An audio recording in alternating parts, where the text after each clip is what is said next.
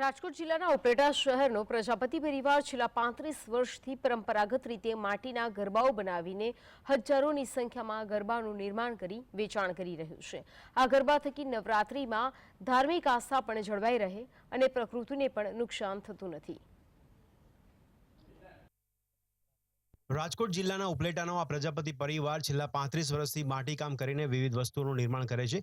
તેઓ નવરાત્રી માટેના ખાસ માટીના ગરબાઓ બનાવીને લુપ્ત થઈ રહેલ કલાઓ અને કારીગરીને પરંપરાગત રીતે જાળવી રહ્યા છે અને પ્રકૃતિને પણ નુકસાન ન થાય તે માટે પણ તેઓ પ્રયત્નો કરીને નવરાત્રી માટેના ગરબાનું નિર્માણ કરી રહ્યા છે।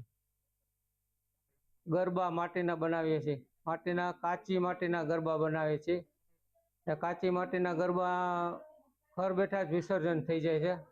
પાણીમાં પલાળીએ, તુલસી ક્યારે એટલે માટી ભળી જાય છે। ક્યાંય જવું જ નથી પડતું વિસર્જન કરવા માટે, મંદિરે કે ક્યાંય જવાય જ નહીં ગરબો મેળવા। મંદિરે ને ત્યાં જાવ તો એ લોકો મંદિરવાળા ગરબા વેચે છે ને એ બજારમાં પાછા આવે છે, એટલે વપરાઈ ગયેલો ગરબો પાછો આવે જ નહીં બજારમાં, એટલે તમે કાચી માટીના ગરબા લ્યો।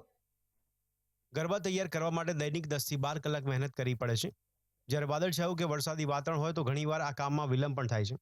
આ સાથે રોજની 10 થી 12 કલાકની મહેનતથી આશરે 70 થી 100 જેટલા ગરબા તૈયાર થાય છે।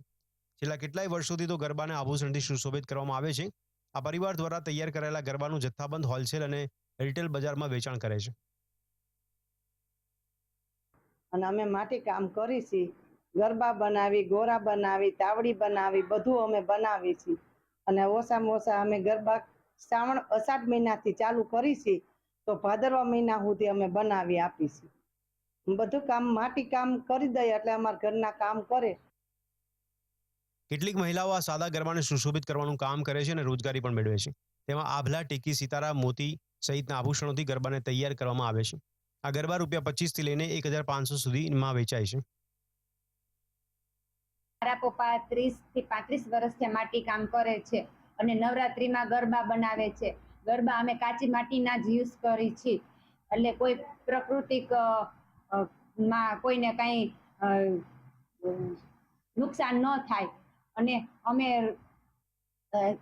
લાલ કલરના, સફેદ કલરના ફેન્સી ગરબા પણ બનાવી છીએ। અમે માટીના કાચા ગરબાનું સ્થાપન કરવા માટે કસ્ટમરને ખૂબ આગ્રહ કરીએ છીએ। ત્યાંથી જે એ ગરબો પોતાને આસ્થા 9 દિવસે પધરાવે ત્યારે એ પોતાને તુલસી ક્યારે પધરાવી દે ને તોય કોઈને ક્યાંય આસ્થામાં ઠેસ ન પહોંચે, અને ઠેસ ન પહોંચે ત્યારે એ ગરબો ત્યારે એના તુલસી ક્યારે જ ઓગળી જાય।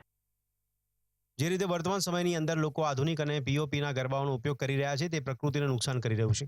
ત્યારે આ પરિવાર માટીના ગરબા બનાવીને પ્રકૃતિ અને ધાર્મિક લાગણી જળવાઈ રહે તે માટે કામગીરી અને કારીગરી કરતું નજરે પડે છે। કાનભુઆ સુઆ, GSTV, ઉપલેટા।